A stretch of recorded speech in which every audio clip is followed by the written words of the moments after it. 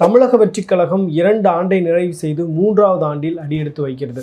இந்த 2 ஆண்டுகளில் தமிழக வெற்றிக் கழகத்துக்கு மிகப்பெரிய ஒரு வரவேற்பு, ஆதரவு அப்படின்றது இளைஞர்கள், பெண்கள் மத்தியில் இருந்தது அப்படின்றத பார்க்க முடிஞ்சது. விஜயினுடைய 2 மாநாடுகள், விக்கிரவாண்டி மாநாடு, அப்புறம் மதுரையில் நடந்த மாநாடு, இந்த 2 மாநாடுகள்லையும் பார்த்தீங்க அப்படின்னா, மாநாடு நடப்பதற்கு ஒரு நாளைக்கு முன்பே அங்கே மிகப்பெரிய அளவில் குடும்பமாக கூடி இருந்ததை நம்ம பார்க்க முடிஞ்சது. அதற்கு பிறகு விஜயுடைய மக்கள் சந்திப்பு கூட்டத்தில் மிகப்பெரிய ஆதரவு அப்படின்றது அவருக்கு கிடைச்சது.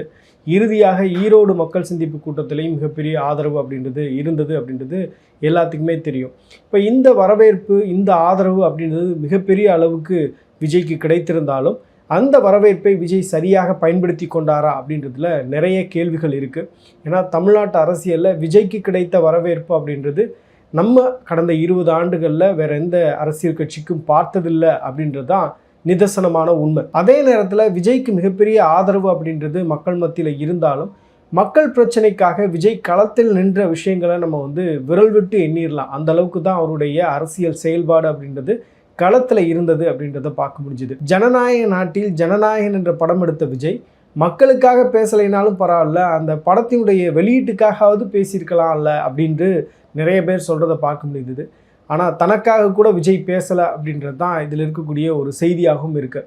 இதை தவிர்த்துட்டு பார்த்தீங்க அப்படின்னா, விஜய் அவருடைய செயல் வீரர்கள் கூட்டத்தில் எனக்கு எந்த அழுத்தமும் இல்லை அப்படின்னு சொல்கிறாரு. அதே நேரத்தில் பாஜகவை பட்டும் படாமவும் பேசிட்டு போகிறாரு. ஏன் பாஜக எதிர்ப்பை விஜய் துணிச்சலாக முன்வைக்க முடியலை அப்படின்ற கேள்வியை முன்வைக்கிறாங்க.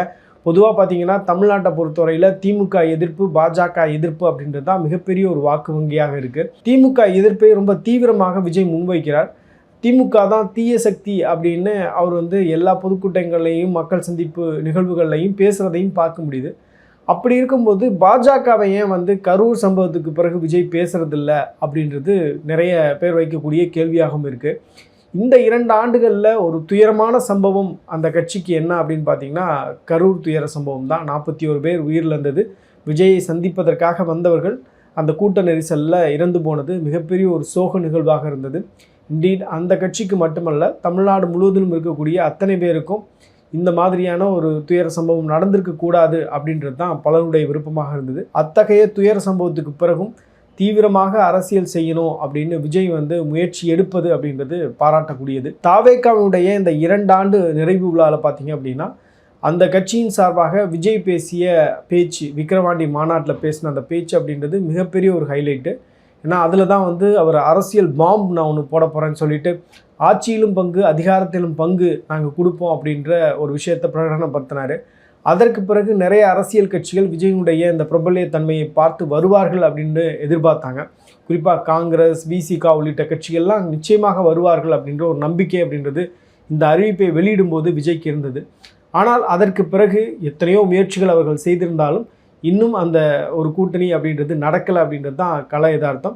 இந்த கூட்டணியை விட்டுட்டு மற்றவர்களாவது வருவார்கள் அப்படின்னு பார்க்கும்பொழுது யாருமே இந்த விஜயினுடைய இந்த அறிவிப்பை செவிமடுக்கலை. இல்லை அவங்க விஜய்ன்ற ஒரு ஃபேக்டரை நம்ம டிமாண்ட் பண்ணுறதுக்கான ஒரு ஸ்பேஸாக பயன்படுத்திக்கலாம் அப்படின்னு சொல்லிட்டு அவங்க திமுக அல்லது அதிமுகவோட கூட்டணி பேச்சுவார்த்தை நடத்தும் போது, நீங்கள் இவ்வளவு இடங்கள் கொடுக்கல அப்படின்னா நாங்கள் தாவேகாவை நோக்கி போய்விடுவோம் அப்படின்ற ஒரு பார்கெனிங்காக தாவேகாவை பயன்படுத்துகிறார்களோ அப்படின்ற ஒரு கேள்வி தான் வருது.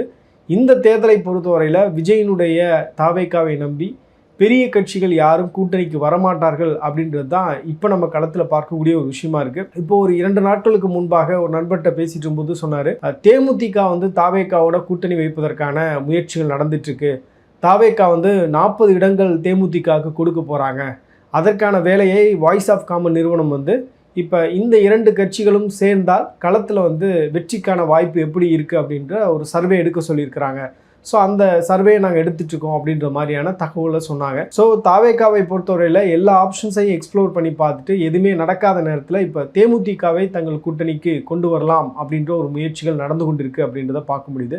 பொதுவாகவே தாவேகாவுக்கு அர்பன் ஏரியாஸில் பெரிய செல்வாக்கு இருக்குது அப்படின்றத பார்க்க முடியுது. இப்போ நீங்கள் சென்னை மாதிரியான இடங்களில் எந்த தெருக்களுக்கு நீங்கள் போனாலும் அட்லீஸ்ட் விஜயினுடைய புகைப்படத்தோட சுவரொட்டிகளை நீங்கள் பார்த்துட முடியும். அதே இது ரூரல் ஏரியாஸ் போகும்போது அந்த சுவரொட்டிகள் அப்படின்றது திமுக அதிமுக அளவுக்கு இல்லை அப்படின்றது தான் கள யதார்த்தமாக இருக்குது. இப்போ இவங்க பண்ண சர்வேலையுமே அந்த ரிசல்ட் தான் வருது. இப்போ அர்பன் ஏரியாஸில் விஜய்க்கு மிகப்பெரிய சப்போர்ட் இருக்குது. உதாரணத்துக்கு சொல்லணும் அப்படின்னா சென்னை, கோயம்புத்தூர் மற்ற இடங்கள்ல எல்லாம் வந்து உங்களுக்கு செல்வாக்கு அப்படின்றது இருக்குது. அந்த செல்வாக்கு ரூரல் ஏரியாவாக போகும்போது குறையுது அப்படின்றது தான் இப்போ வந்திருக்கக்கூடிய சர்வேயாக சொல்கிறாங்க. விஜயை பொறுத்தவரையில் 2026 நாங்கள் தான் முதன்மை சக்தியாக வருவோம், நாங்கள் தான் வந்து ஆட்சி கட்டில் வருவோம் அப்படின்ற மாதிரியான உறுதியான நம்பிக்கையோடு இருக்கிறார் அப்படின்றது நம்மளால் புரிஞ்சிக்க முடியுது. இப்போ ரீசெண்டாக பார்த்தீங்க அப்படின்னா NDTVயில் வந்து விஜயை போய் சந்திச்சிருந்தாங்க. சந்தித்தது பிறகு பார்த்தீங்கன்னா அந்த எடிட்டர் வந்து ஒரு பெரிய பேட்டி ஒன்று கொடுத்துருந்தாரு, ஒரு இன்ட்ராக்ஷன் மாதிரி பண்ணாங்க. அதில் வந்து 2026 நீங்கள் கிங் மேக்கராக இருப்பீங்களா அப்படின்னு கேட்கும்போது ஐ வில் வின் அப்படின்னு விஜய் கான்ஃபிடென்ட்டாக சொல்லியிருக்கிறாரு.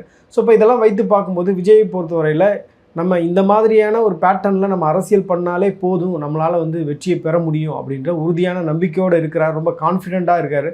அதனால தான் அவர் வந்து ஒவ்வொரு பேச்சிலையும் முடிக்கும் போது பார்த்தீங்கன்னா நல்லதே நடக்கும், வெற்றி நிச்சயம்னு ரொம்ப கான்ஃபிடென்ட்டாக சொல்லிட்டு போகிறத பார்க்க முடியுது. இன்னொரு விஷயம் விஜய்கிட்ட இருக்கக்கூடிய ஒரு பிரச்சனையாக நான் பார்க்குறது என்னென்னா, இப்போ செய்தியாளர்களை வந்து இந்த கடந்த 2 ஆண்டுகளில் அவர் சந்திக்கவே இல்லை.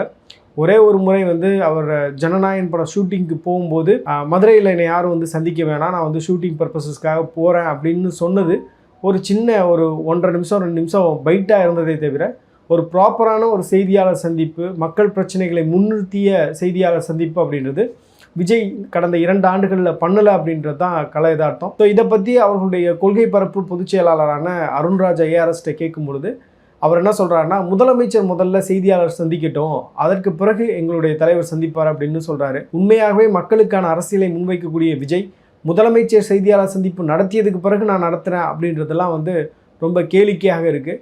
விஜயை பொறுத்தவரையில் அவர் களத்துக்கு வர வேண்டும், மக்கள் பிரச்சனைகளை பேச வேண்டும். அப்படி பேசி அவர் தலைவராகும்போது உண்மையாகவே மக்களுக்கான தலைவராக அவரால் வர முடியும். இது எல்லாமே வந்து கடந்த 2 ஆண்டுகளில் நம்ம பார்த்தது. அவருக்கு இருக்கக்கூடிய திரை வெளிச்சம், அந்த திரை வெளிச்சத்தின் வழியாக அவரை நம்ம நேசிக்கிறோம் இல்லையா, அந்த நேசத்தினுடைய வெளிப்பாடு தான் விஜய் வரணும் அப்படின்னு நினைக்கிறது. மற்றபடி பார்த்தீங்க அப்படின்னா விஜய்க்கு அந்த ஆர்வம் இருக்கிறதா அப்படின்ற ஒரு பெரிய கேள்வி எனக்குள்ளே இருக்குது. ஏன்னா தாவேகா தொண்டர்களிடம் இருக்கக்கூடிய உற்சாகமும் துடிப்பும் களத்தில் அவர்கள் செய்யக்கூடிய வேலையும் விஜயிடம் இருந்தால் தமிழக அரசியலில் தாவேகா அப்படின்ற கட்சி கடந்து போக முடியாத, நிச்சயமாக அரசியல் மாற்றத்தை ஏற்படுத்தக்கூடிய சக்தியாக வரும் அப்படின்றதுல எந்த ஒரு மாற்றும் கருத்தும் கிடையாது. இந்த வீடியோ முழுமையாக பார்த்துருப்பீங்க. ஒரு ஸ்பாட் அனாலிசிஸாக ரொம்ப நிறைய விஷயங்கள் நான் பேசலை, இருந்தாலும் குறிப்பிட்ட சில விஷயங்களை வந்து ஹைலைட் பண்ணி சொல்லியிருக்கேன். விஜயை பொறுத்தவரையில் அவர் வந்து ஒரு மொமெண்டத்துக்காக வெயிட் பண்ண வேண்டிய அவசியம் இல்லை. அவர் வந்து மக்களை போய் சந்திக்க வேண்டிய ஒரு காலகட்டத்தில் இருக்கார். கடந்த 2 ஆண்டுகளாக அவர் சந்திக்கலை, இன்னும் 2 மாதங்கள் தான் தேர்தலுக்கு இருக்குது. அப்படின்ற நிலையில் அவருடைய பிரச்சாரத்தை விரைவுபடுத்தினால் அவரை நம்பியிருக்கக்கூடிய தொண்டர்களுக்கு மிகப்பெரிய உற்சாகமாக இருக்கும் அப்படின்றது என்னுடைய நம்பிக்கை. இந்த வீடியோ முழுமையாக பார்த்துருப்பீங்க. கடந்த 2 ஆண்டுகளில் தாவேகாவுடைய செயல்பாடுகள் உங்களுக்கு உற்சாகத்தை தந்ததா? தாவேகா அடுத்த கட்டமாக என்ன செய்ய வேண்டும் அப்படின்னு நீங்கள் நினைக்கிறீங்க அப்படின்றத கமெண்ட் செக்ஷனில் சொல்லுங்கள்.